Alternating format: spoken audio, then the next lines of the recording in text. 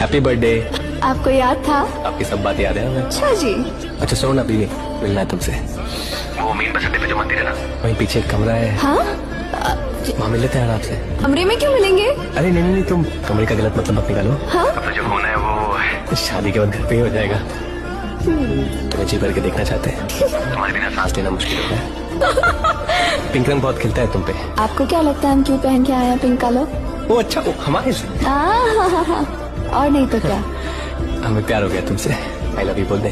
आपकी मर्जी। I love you. तुम्हारी बारी। I also love you. बोली ना, बोली ना। छोटे से तो बोल दीजिए।